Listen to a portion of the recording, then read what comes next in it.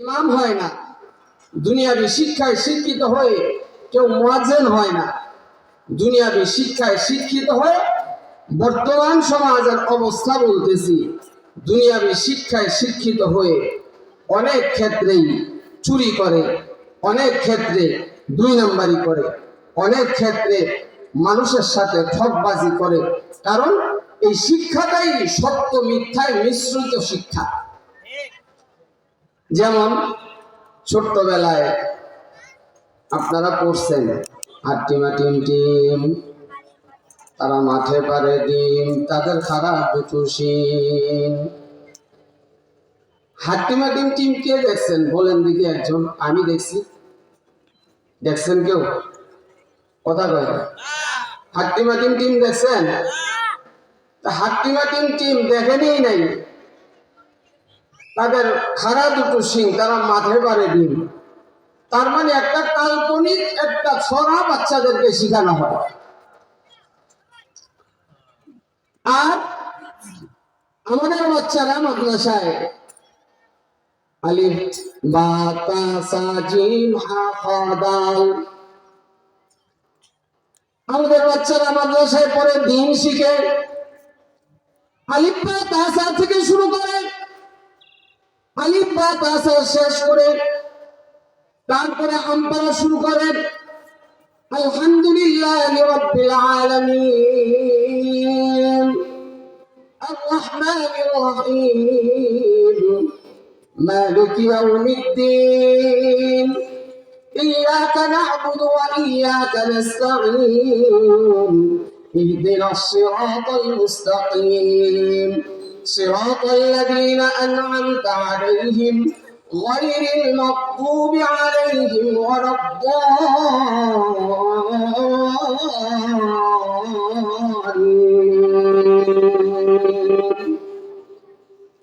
الحمد لله رب العالمين। কত সুন্দর এর অর্থ! সমস্ত প্রশংসা আল্লাহ তাআলার। আর রহমানির রহিম, কোন আল্লাহ তাআলার যিনি রহমান এবং রহিম, যিনি দয়াময়, যিনি রহিম রহমান। মালিক ইয়াউমিদ্দিন, যিনি বিচার দিনের মালিক। ইয়্যাকা না'বুদু ওয়া ইয়্যাকা নাস্তাঈন, আল্লাহ আমরা তোমারই ইবাদত করি এবং তোমার কাছেই সাহায্য চাই। ইহদিনাস সিরাতাল মুস্তাকিম, আল্লাহ তুমি আমাদেরকে সঠিক সরল পথ দেখাও। সিরাতাল লাযীনা আন'আমতা আলাইহিম, কোন সঠিক সরল পথ? যে পথ তুমি সাহাবায়ে কেরামদেরকে দান করেছো। গায়রিল মাগদুবি আলাইহিম ওয়ালাদ দাল্লিন,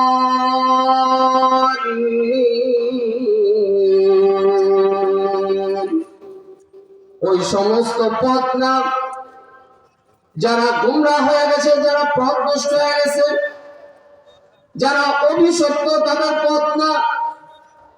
কোরআন হাকিম শিখে, কোরআন হাকিম শিখে সত্য সত্য সত্য, আল্লাহ সত্য, আল্লাহর কোরআন সত্য। দুনিয়ার শিক্ষা এটা সত্য মিথ্যায় মিশ্রিত শিক্ষা। এই জন্য দুনিয়াবী শিক্ষায় যারা শিক্ষিত হয় তাদের মধ্যে তারা শুধুমাত্র সত্যবাদী হতে পারে না, তাদের মধ্যে মিথ্যা মিশ্রিত থাকার কারণে দেখবেন চাকরি করে, অফিসে চাকরি করে, বর্তমানে ম্যাক্সিমাম এমন পাওয়া যায় সরকারি চাকরি করে, আপনি ফাইল জমা দিচ্ছেন কিন্তু টেবিলের নিচে দিয়ে আপনি টাকা দেন নাই, এই কারণে আপনার ফাইল পাস হয় নাই।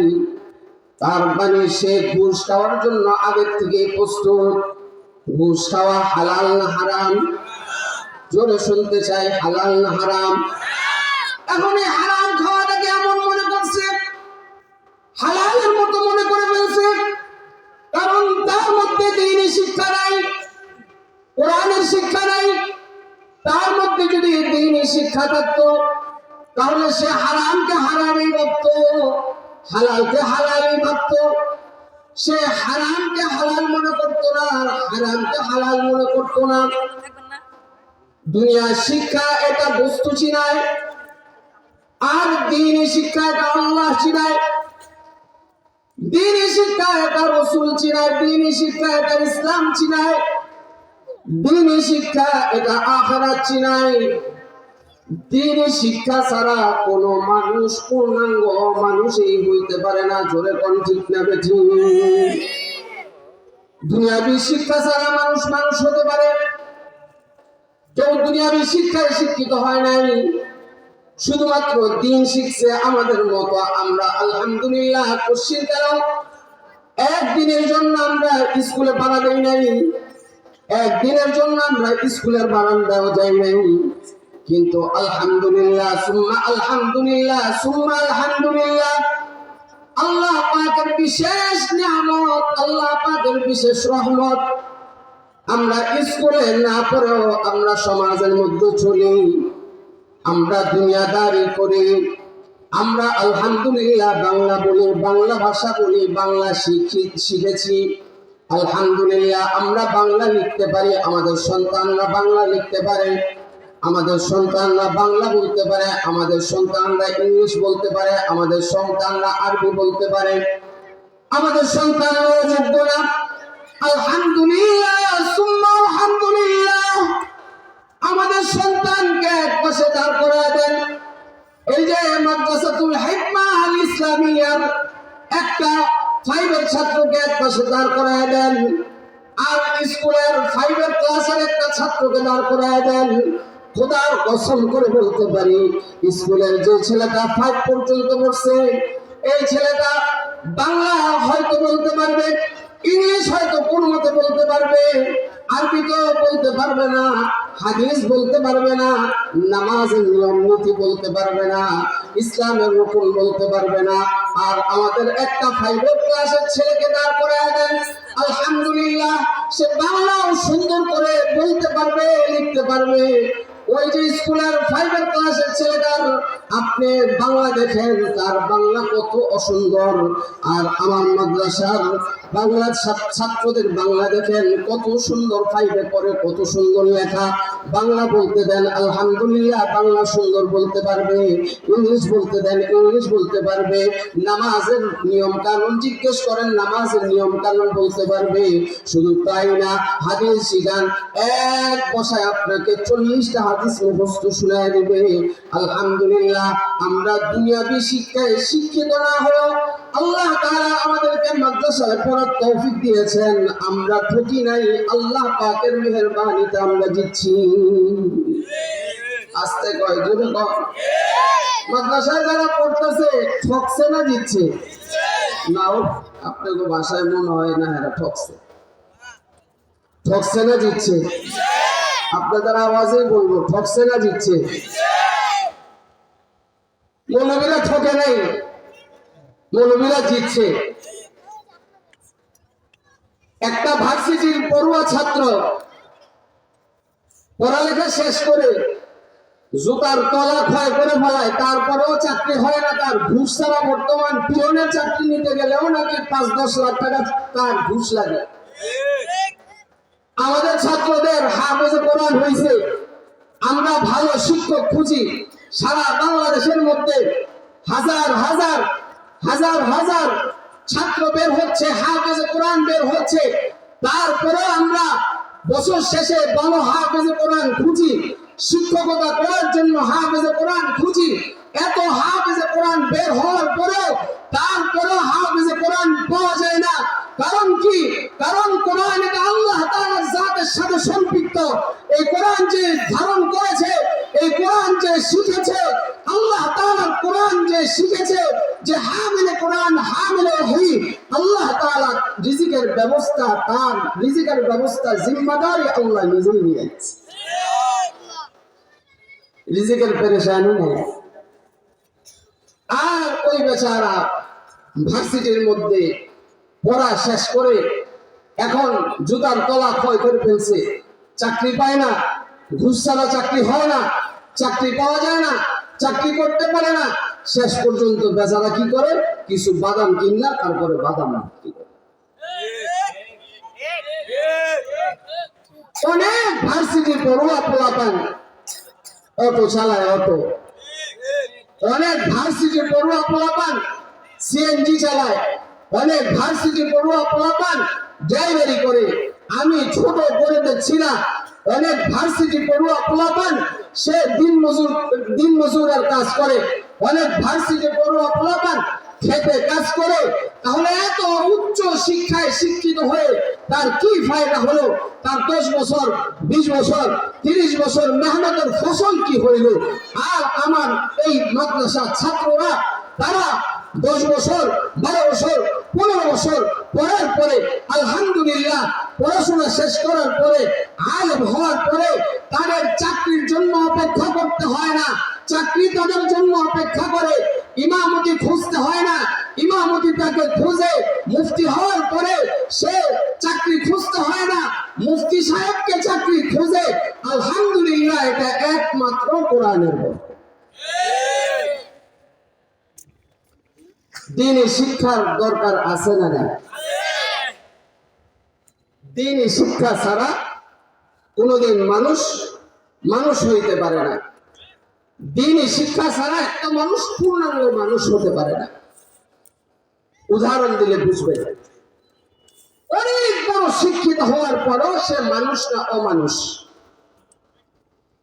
আজ থেকে 1450 বছর আগে আল্লাহ তাআলা মুহাম্মদ আরবি সাল্লাল্লাহু আলাইহি ওয়াসাল্লামকে নবুয়ত দিয়ে যখন পাঠাইছেন, রাসূল নবুয়ত প্রাপ্ত হওয়ার পূর্বে গার হেরার মধ্যে ধ্যান করত। আল্লাহ হাবিব সাল্লাল্লাহু আলাইহি ওয়াসাল্লাম দীর্ঘদিন সেখানে ধ্যান করার পরে, সেখানে আল্লাহ পাকের ইবাদত বন্দেগী করার পরে একাগ্র চিত্তে কায়েম বাক্যে আল্লাহ তাআলার ইবাদত বন্দেগী করার পরে আল্লাহ তাআলা জিবরাইল আমিনকে পাঠাইছেন। জিবরাইল আমিনকে দেখে রাসূল ভয় পেয়ে গেছেন। রাসূলুল্লাহ সাল্লাল্লাহু আলাইহি ওয়াসাল্লামকে এসে বলে, ইকরা ইয়া মুহাম্মদ। আল্লাহর হাবিব সাল্লাল্লাহু আলাইহি ওয়াসাল্লাম বলেন, মা আনা বিকারিন। আবার বলেন ইকরা, বলে মা আনা বিকারিন। আবার বলে ইকরা, বলে মা আনা বিকারিন, আমি তো পড়তে পারি না। রাসূল আরবি সাল্লাল্লাহু আলাইহি ওয়াসাল্লামকে স্বয়ং আল্লাহ রাব্বুল আলামিন শিখাইছেন। রাসূল দুনিয়াবি কোনো শিক্ষায় শিক্ষিত হন নাই, দুনিয়াবি কোনো শিক্ষিত সমাজ থেকে, দুনিয়াবি কোনো শিক্ষক থেকে রাসূল দ্বীন শিখেন নাই, দুনিয়াবি কোনো শিক্ষক থেকে রাসূল শিক্ষা গ্রহণ করেন নাই। কারণ যদি রাসূল দুনিয়ার কোনো মানুষ থেকে শিক্ষা গ্রহণ করত, তাহলে আরবের বড় বড় লিডাররা, বড় বড় কাফেররা বলতো, মুহাম্মদ তুমি মনে হয় নিজে কোরআন বানায় আনছো। আর রাসূলকে আল্লাহ তাআলা এই জন্য উম্মি বানাইছেন। উম্মি নবী, আমার নবী উম্মি নবী। উম্মি নবী মানে যে দুনিয়াবি কোনো শিক্ষায় শিক্ষিত হয় নাই, দুনিয়ার কোনো শিক্ষা শিখে নাই, একমাত্র আল্লাহ রাব্বুল আলামিন জিবরাইল আমিনের মাধ্যমে আল্লাহ তাআলা শিক্ষিত বানাইছেন। রাসূল আরবি সাল্লাল্লাহু আলাইহি ওয়াসাল্লামকে বলে, ইকরা বিসমি রাব্বিকাল্লাযী খালাক, খালাকাল ইনসানা মিন আলাক, اقرأ وربك الأكرم الذي علم بالقلم علم الإنسان ما لم يعلم। আল্লাহ হাবিব সাল্লাল্লাহু আলাইহি ওয়াসাল্লাম কে জিবরাইল আমিন বলেন, এ মুহাম্মদ আপনি পড়েন, ওই রবের নামে পড়েন, বিসমি রাব্বিকাল্লাযী খালাক, যে রব আপনাকে সৃষ্টি করেছে ওই রবের নামে আপনি পড়েন। অর্থাৎ দুনিয়াবে কোনো শিক্ষা আপনাকে শিক্ষিত করা হচ্ছে না, আপনাকে দ্বীনি শিক্ষায় শিক্ষিত করা হচ্ছে। স্বয়ং রব্বুল আলামিন আপনাকে শিক্ষিত বানাচ্ছেন। আমার রাসূল দুনিয়ার কোনো মানুষ থেকে শিক্ষা গ্রহণ করেন নাই, তার মানে কি আমার রাসূল শিক্ষার দিক থেকে কম ছিলেন? না না না না, আমার রাসূল নিজে বলেন, উতিতু ইলমাল আউয়ালিন ওয়াল আখিরিন। আল্লাহ তাআলা আমাকে কেমন জ্ঞান দান করছেন? রাসূল বলেন, আল্লাহ তাআলা আমাকে কেমন জ্ঞান দান করেছেন, দুনিয়ার শুরু থেকে নিয়ে শেষ পর্যন্ত যত জ্ঞান আছে সমস্ত ইলমের মালিক আল্লাহ আমাকে বানায় দিয়েছেন। আল্লাহ তাআলা রাসূলকে সবচেয়ে বড় শিক্ষিত বানাইছেন, আল্লাহ তাআলা রাসূলকে সবচেয়ে বড় ইলমের মালিক বানাইছেন। কারণ আল্লাহর পরে যার মর্যাদা, আল্লাহর পরে যার মর্যাদা, আল্লাহ তাআলা এমন সুন্দর মানুষ, এমন হিকমতওয়ালা মানুষ, এমন উত্তম মানুষ, এমন আযম আফজল আকরাম আশরাফ, এমন ভদ্র মানুষ, এমন শিক্ষিত মানুষ আল্লাহ তাআলা জমিনে আর বানাই নাই, কিয়ামত পর্যন্ত আল্লাহ আর বানাবে না। লা ইলাহা ইল্লাল্লাহ বিনুক্তানিহি, لا इलाह और इल्लल्लाह में नुक्ता नहीं। देखिए क्या रमज है कुदरत की इस पैगाम में, देखिए क्या रमज है कुदरत की इस पैगाम में। आप ज़ाता गैर मुमकिन है मोहम्मद की कसम, आप ज़ाता गैर मुमकिन है मोहम्मद की कसम। एक नुक्ता के भी गुंजाइश नहीं इस्लाम में, एक नुक्ता के भी गुंजाइश नहीं इस्लाम में। আল্লাহ তাআলা রাসূল সাল্লাল্লাহু আলাইহি ওয়াসাল্লামকে এমন পূর্ণাঙ্গ মানুষ বানিয়েছেন যার মধ্যে একটা অপূর্ণাঙ্গতার কিছু নাই। আল্লাহ তাআলা যেখানেই আল্লাহ তাআলার নাম ব্যবহার করছেন, রাসূলের নাম ব্যবহার করছেন, কালিমার মধ্যে আল্লাহ তাআলা আল্লাহর নাম ব্যবহার করছেন, নবীর নাম ব্যবহার করছেন। লা ইলাহা ইল্লাল্লাহ মুহাম্মাদুর রাসূলুল্লাহ সাল্লাল্লাহু আলাইহি ওয়াসাল্লাম। আমার নবীর নামই হলো মুহাম্মদ।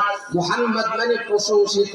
মুহাম্মদ নামটা এমন শব্দ দ্বারা গঠন করা হয়েছে যে নামের মধ্যে কোনো জের জবরওয়ালা, কোনো নোক্তাওয়ালা হরফ যার মধ্যে নাই। মুহাম্মদ, মুহাম্মদ লিখতে মিম হা মিম দাল, এর মধ্যে কোনো নোক্তাওয়ালা হরফ নাই। তার মানে কি আল্লাহ তাআলা জগৎবাসীকে দেখাই দিয়েছে, হে জগৎবাসী আমার হাবিবের নামের মধ্যে কোনো নোক্তা নাই। তার মানে এই দিকে ইঙ্গিত করতেছে আমার হাবিবের নামের মধ্যে কোনো নোক্তা নেই, অর্থাৎ আমার হাবিবের নামের মধ্যে আঙ্গুল বসানোর মতো কোনো সুযোগ নাই। আমার হাবিবের সিরতের মধ্যে, আমার হাবিবের জিন্দেগীর মধ্যে কলম বসানোর মতো কোনো সুযোগ নেই। জোরে কোন সুবহানাল্লাহ। আল্লাহ তাআলা ওহী পাঠাইছেন সর্বপ্রথম রাসূল আরবি সাল্লাল্লাহু আলাইহি ওয়াসাল্লামকে ওহীর মাধ্যমে, জিবরাইলের মাধ্যমে ওহী পাঠাইছেন। রাসূল আরবি সাল্লাল্লাহু আলাইহি ওয়াসাল্লাম ঘাবড়ে গেছেন, ঘরে আসছেন। খাদিজাতুল কুবরা রাদিয়াল্লাহু তাআলা আনহাকে বলেন, জাম্মিলুনি জাম্মিলুনি, আমাকে কম্বল দিয়ে আবৃত করো।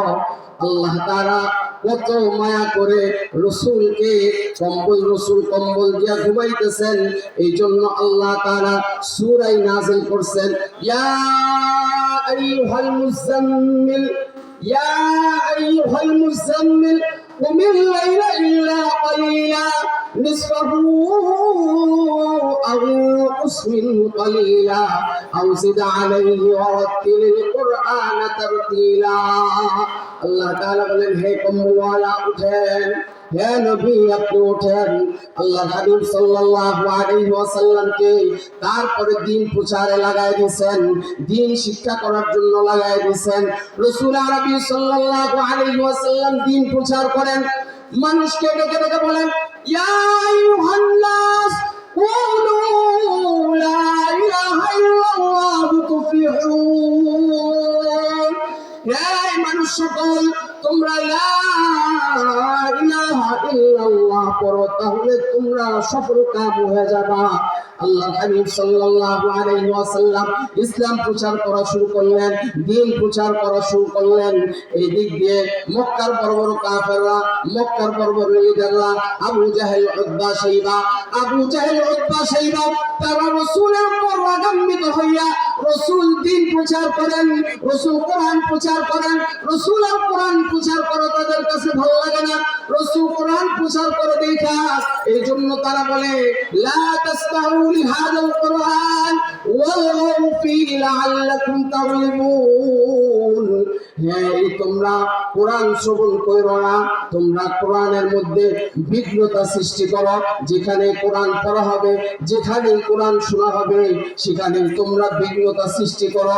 আমি আপনাদেরকে জিজ্ঞেস করতে চাই, কোরআনের আওয়াজ বন্ধ করা এটা মুসলমানের কাজ না কাফেরের কাজ?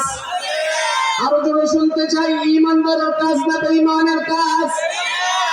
এই জন্য আমরা অনেক জায়গায় দেখতে পাই কোরআনের আওয়াজ বন্ধ করে দেওয়ার জন্য কিছু খবিস আছে, কিছু নাস্তিক মার্কা মুসলমান আছে যারা কোরআনের আওয়াজ বন্ধ করে দিতে চায়, যারা মাদ্রাসা বন্ধ করে দিতে চায়।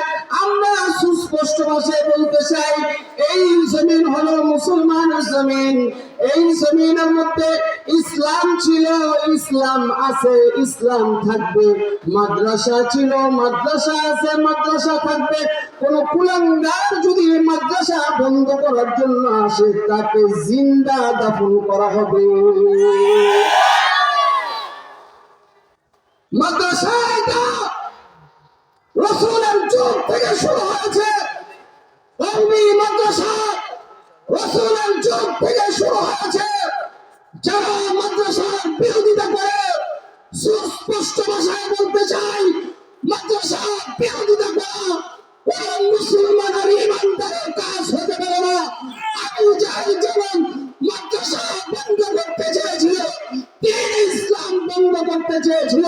যারা মাদ্রাসা বন্ধ করতে চায় তারা আবু জাহেলের গোষ্ঠী, আবু জাহেলের গোষ্ঠী। আল্লাহু তাকবীর। ইসলামের শত্রুরা হুঁশিয়ার, সাবধান। মাদ্রাসার শত্রুরা হুঁশিয়ার, সাবধান। নারে তাকবীর।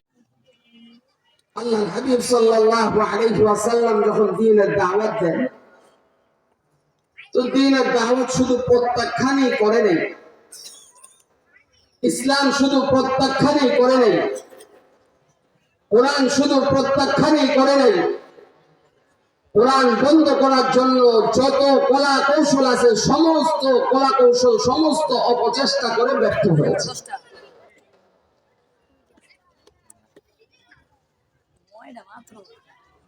হজের মৌসুমে যেখান থেকে বহিরাগত লোকজন আসবে, একটা কলা কৌশল করছে রাসূলের ইসলাম প্রচার বন্ধ করার জন্য, কোরআনের আওয়াজ বন্ধ করার জন্য, দ্বীন প্রচার, দ্বীনি শিক্ষা বন্ধ করার জন্য একটা অপচেষ্টা, একটা কৌশল গ্রহণ করেছে। কি কৌশল? যেখান থেকে বহিরাগত লোকরা আসবে, তো এখানে মোড়ে মোড়ে কিছু যুবক বসায় দিছে, যুবকদেরকে শিখাই দিছে, তোমরা বলবা, আগন্তুক ব্যক্তি যারা আসবে তাদেরকে বলবা, এই এখানে কিন্তু একজন পাগল আছে, পাগল। এখানে কিন্তু একজন জাদুঘর আছে, একজন সাহের আছে, যে ছেলে এবং বাবার মাঝে সম্পর্ক বিচ্ছিন্ন করে দেয়, স্বামী স্ত্রীর মাঝে সম্পর্ক বিচ্ছিন্ন করে দেয়। সাবধান ভাই, তোমরা বহিরাগত, তোমরা অন্য দেশ থেকে আসছো, তোমরা তার কাছেও যাইও না। এখন তারা এই কথা শোনার পরে আচমকা যদি একটা কথা শুনেন, কথার কথা, যেমন পঞ্চবটির মোড়ে যে কোনো একটা ঘটনা ঘটছে, এটা শুনছেন আপনি, শোনার পরে এখন আপনার দেখার জন্য আগ্রহ জাগবে না? কথা কয় না? একটা আগ্রহ জাগবে না? একটা মানুষ আসছে, কথার কথা আমেরিকার প্রেসিডেন্ট আসছে, এই সংবাদটা আপনি শুনেন নাই, জানেন না, আপনার মনে দেখার জন্য আগ্রহ জাগবে না। আপনি শুনছেন আমেরিকার প্রেসিডেন্ট আসছে, তো আপনার মনের মধ্যে আগ্রহ জাগছে, একটু দেখে আসি, দিই সরাসরি দেখে আসি কেমন লাগে দেখতে। কথাটা শোনার পরে আপনার মনের মধ্যে আগ্রহ যাচ্ছে কেমন একটু দেখি। এর আগে কিন্তু ওই লোকজন মুহাম্মদুর রাসূলুল্লাহ সাল্লাল্লাহু আলাইহি ওয়াসাল্লামের নামও শুনেন। এখন যখন বলছে এই জায়গায় একটা জাদুঘর আছে, বড় জাদুঘর, ভাই তোমরা এর ধারে কাছেও যাইও না, তো এখন তাদের মনের মধ্যে আগ্রহ জাগছে, লোকটা তো দেখা দরকার কেমন। সুবহানাল্লাহ বলবেন। লোকটা তো দেখা দরকার কেমন। আল্লাহর হাবিব সাল্লাল্লাহু আলাইহি ওয়াসাল্লামকে দেখার জন্য গিয়েছে। রাসূল আরবি সাল্লাল্লাহু আলাইহি ওয়াসাল্লামের সাথে যখন কথা বলছেন, আল্লাহর হাবিব সাল্লাল্লাহু আলাইহি ওয়াসাল্লামের সাথে কথোপকথন হওয়ার পরে এখন তারা হতবাক। আর ওই সমস্ত ডাক্তাররা যে কথা বলছে আসলে তো ওই ডাক্তারদের কথা সঠিক না। ইনি তো এমন ব্যক্তি, এমন সুন্দর করে কথা বলেন, এমন সুন্দর কথা আমরা কখনো শুনি নাই, এই জাতীয় কথা আমরা কখনো শুনি নাই, এমন ব্যবহার আমরা কখনো দেখি নাই।